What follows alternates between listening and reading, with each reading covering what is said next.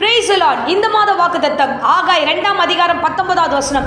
நான் இன்று முதல் உங்களை ஆசீர்வதிப்பேன். ஆமென், ஹல்லேலூயா.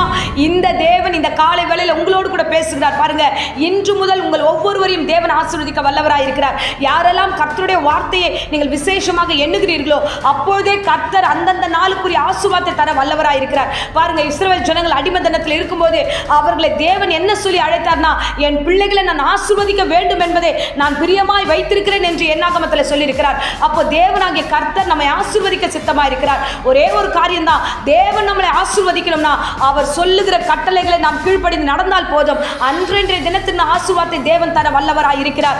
பாருங்க, உபாகமத்தில் நம்ம 28ஆம் அதிகாரம் 1 தொடர்ந்து வாசிக்கும் பொழுது அங்கே கர்த்தருடைய வேதம் சொல்கிறது, நான் உனக்கு கற்பிக்கிறதான வேத வசனத்தின்படி நீ நடந்து கொண்டால் எல்லா ஆசீர்வாதத்தையும், அதே விசேஷமாக நீ பட்டணத்திலும் ஆசீர்வதிக்கப்பட்டிருப்பாய், வெளியிலும் ஆசீர்வதிக்கப்பட்டிருப்பாய் என்று கர்த்தருடைய வார்த்தை சொல்கிறது. சோ நீங்கள் தனிப்பட்ட விதத்தில் உங்கள் வேலைகளில், உங்கள் தொழில்களில், உங்கள் வீடுகளில், உங்கள் சரீரங்களிலும் ஆசீர்வாதத்தை இந்த மாதம் பெற்றுக்கொள்வீர்கள். ஏனென்றால் தேவனாகிய கர்த்தர் சொல்லுகிறார், நான் இன்று முதல் உங்களை ஆசீர்வதிப்பேன். ஒவ்வொரு நாளும் இந்த வாக்குத்தத்த வார்த்தைகளை சொல்லி ஜெபிங்க. அந்த நாளுக்குரிய ஆசீர்வாதத்தை நீங்கள் முழுமையாய் பெற்றுக்கொள்வீர்கள். ஆமென். Thank you. God bless you.